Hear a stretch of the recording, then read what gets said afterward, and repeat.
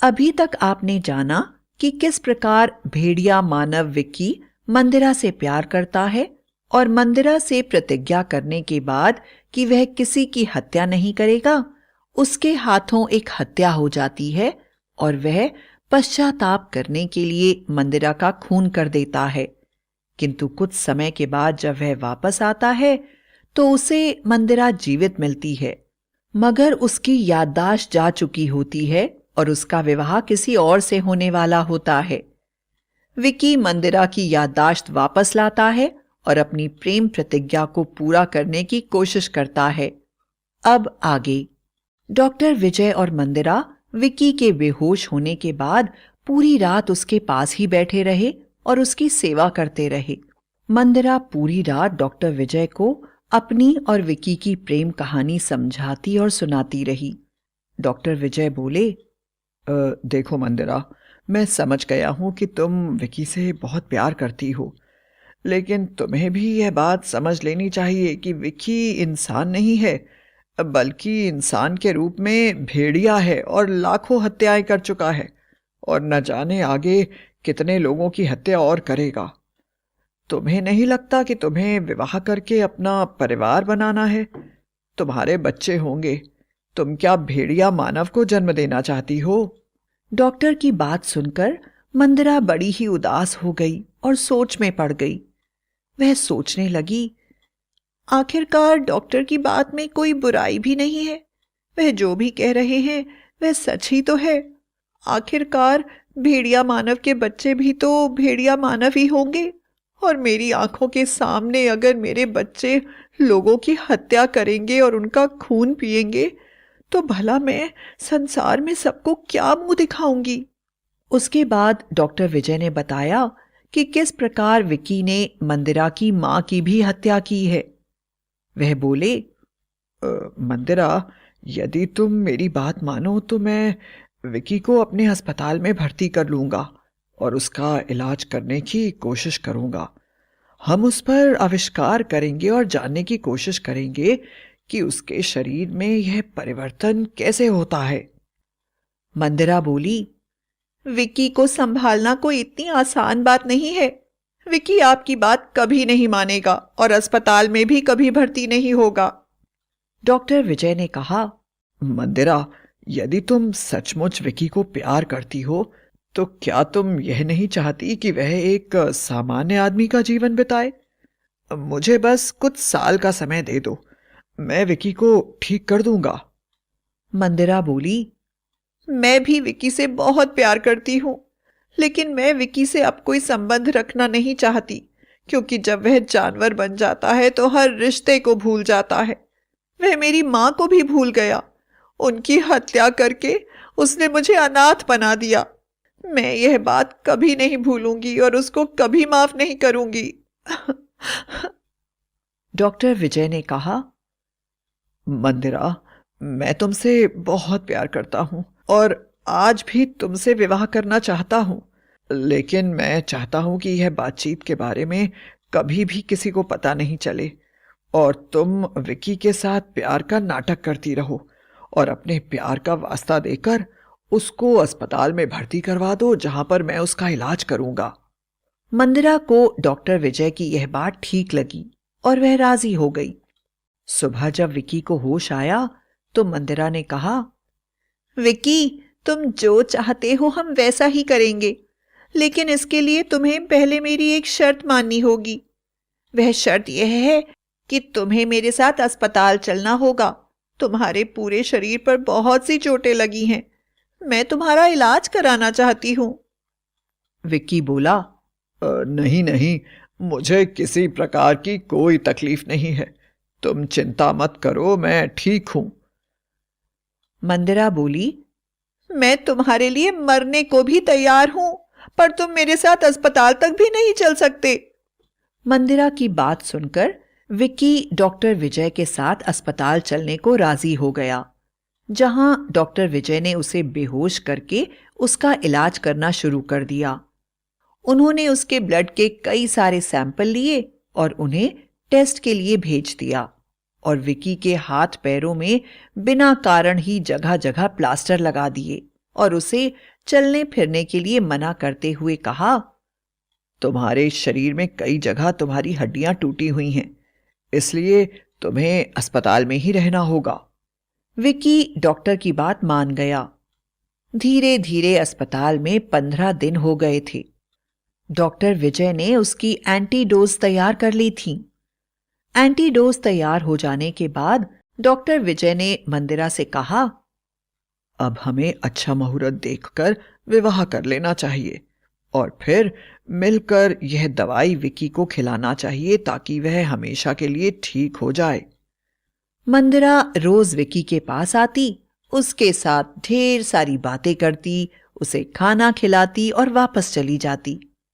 एक दिन मंदिरा और डॉक्टर विजय दोनों ही अस्पताल नहीं आए। विकी बड़ा ही परेशान था। उसने नर्स से पूछा तो नर्स ने कहा, अरे आपको पता नहीं है, आज डॉक्टर विजय और मंदिरा दीदी की शादी है, इसलिए आज उन दोनों ने छुट्टी की है। यह बात सुनते ही विकी क्रोध से पागल हो गया और जोर से चिल्लाया, मंदिरा ने मेरे साथ इतना बड़ा धोखा किया है।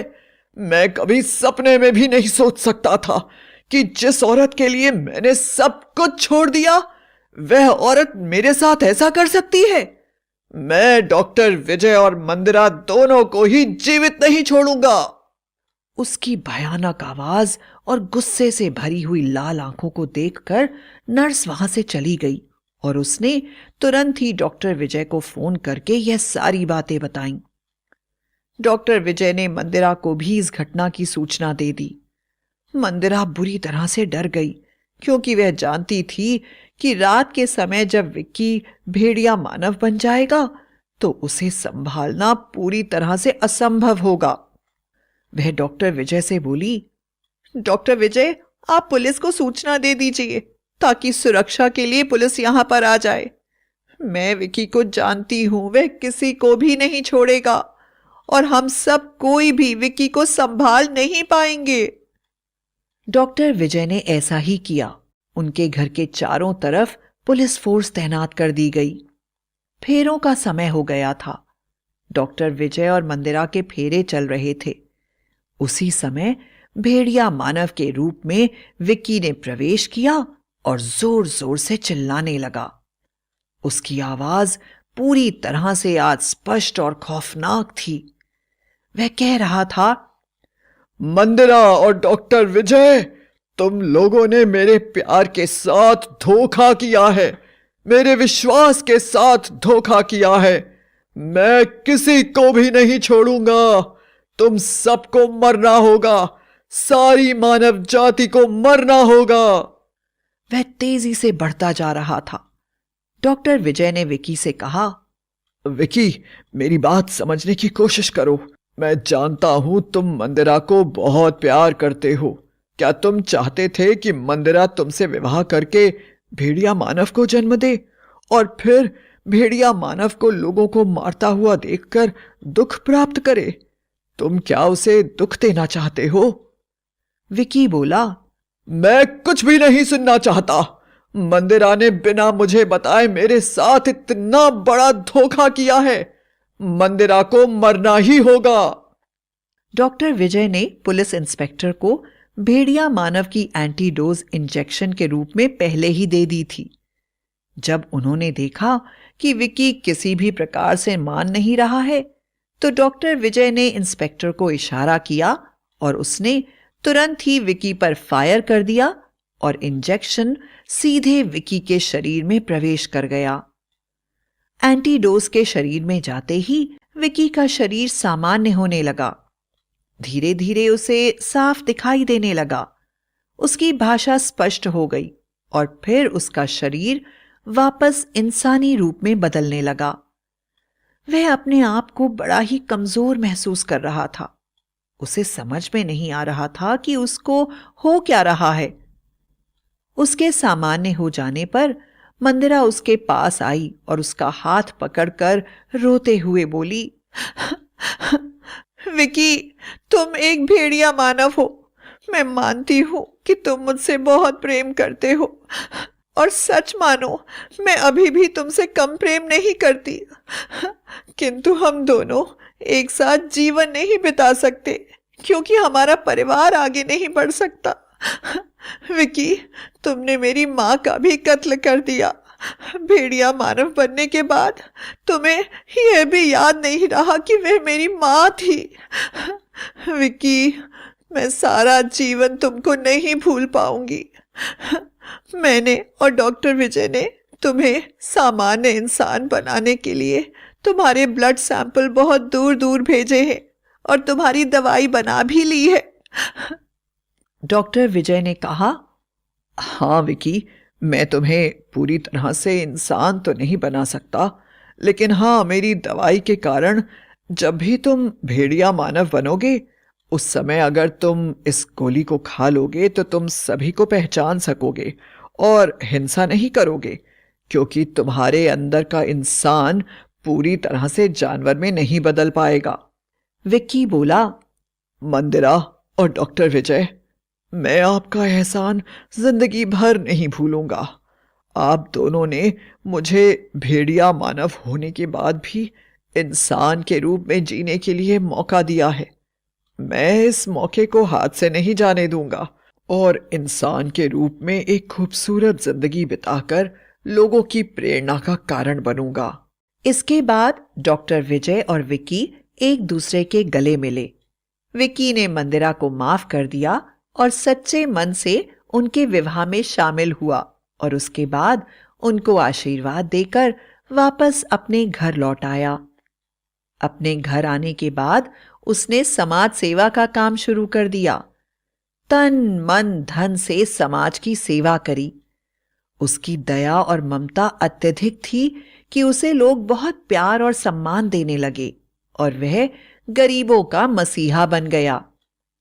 जब भी उसे सरकार की तरफ से पुरस्कार मिलते, मंदिरा और विजय लोगों को यह बताना नहीं भूलते कि वह उनका दोस्त है। इसके बाद विकी ने कभी कोई हिंसा नहीं की और सभी लोग खुशी खुशी अपना अपना जीवन बिताने लगे।